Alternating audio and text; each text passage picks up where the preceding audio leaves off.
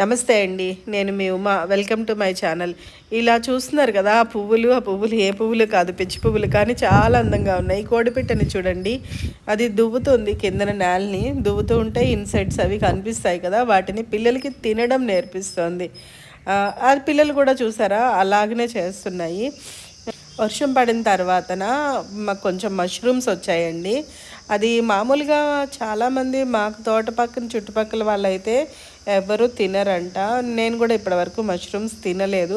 ఎలా ఉంటుందో కూడా టేస్ట్ చూడలేదు, చూడాలి ఈసారి.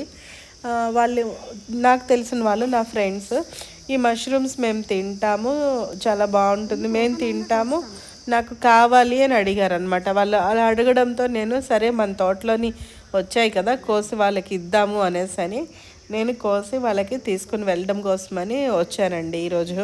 అయితే ఇవి ఎవ్వరు తినరు అని చెప్తున్నారు, వాళ్ళైతే తింటామని చెప్పారు. సరే అనేసి అని తీసుకుని వెళ్దాము అని ఈరోజు కోస్తున్నాను. చూసారు కదా, మీరు తింటారా తినరా నాకు కామెంట్స్లోని మెసేజ్ పెట్టండి.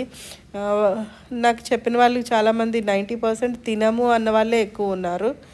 అది అండి ఈరోజు మేము మష్రూమ్స్ కోస్తున్నాము, అలానే వ్యవసాయం పని కొంచెం చేసాము. అది నేను మీకు చూపిస్తున్నది మష్రూమ్స్ కోయడము చూపిస్తున్నాను. చూసారు కదా ఎంత చక్కగా న్యాచురల్గా వచ్చాయో. అయితే ఈసారి మనము మన తోటలోని అందరూ తినే మష్రూమ్స్, మిల్కీ మష్రూమ్స్ ఇవి వేద్దాము అనే ఐడియా ఉంది. చూద్దాం న్యాచురల్గా అది పండుతుందా, వస్తుందా, రాదా అన్నది ట్రై చేద్దాం అనుకుంటున్నాను.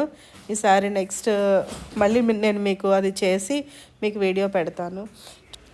నా వీడియోని చూసి సబ్స్క్రైబ్ చేసుకుని వాళ్ళు ఉంటే ప్లీజ్ సబ్స్క్రైబ్ చేసుకోండి. అలాగనే మీకు నచ్చితే లైక్ చేయండి. మాలాంటి రైతుల్ని ఎంకరేజ్ చేయండి. మాలాంటి రైతుల్ని ఎంకరేజ్ చేయడం ద్వారా ఇంకా చాలామంది కొత్త కొత్త రైతులు ముందుకు వస్తారు. Please subscribe to my channel.